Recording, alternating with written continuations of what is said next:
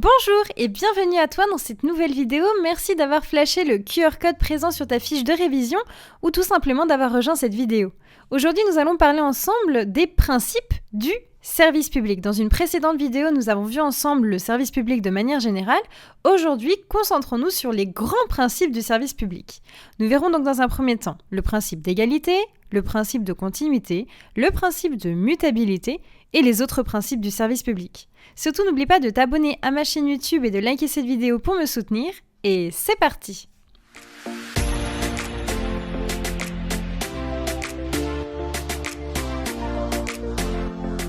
Tout d'abord, le principe d'égalité. Le service public doit répondre à 3 grands principes. Le premier étant le principe d'égalité. Ici, sache que ce principe vient des 3 lois de Roland, identifiées donc en 1926.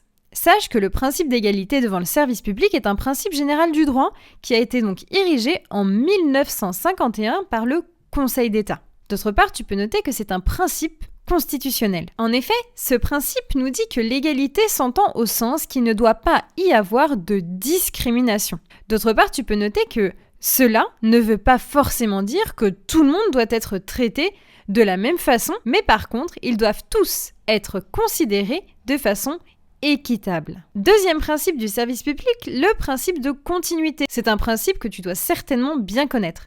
La jurisprudence 1909 Vinquel en fait état. Je te conseille d'aller lire cet arrêt. D'autre part, tu peux noter que à cette époque, donc en 1909, la grève est donc illégale dans le service public, puisque sinon ça rompt en fait le principe de continuité. Pour autant, sache qu'en 1950, le Conseil d'État admet la légalité du droit de grève pour les agents subalternes du service public. Mais attention, pas pour les directeurs de bureau. D'autre part, en 1979, le Conseil constitutionnel fait de la continuité du service public un principe à valeur constitutionnelle. Troisième principe, le principe de mutabilité, celui que les étudiants oublient souvent.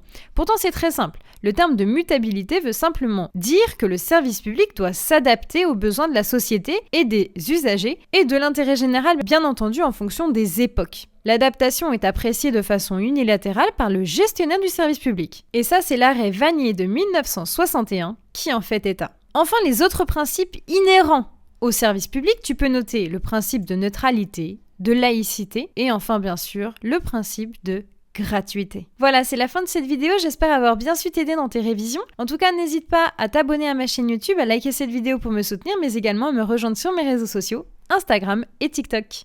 À bientôt!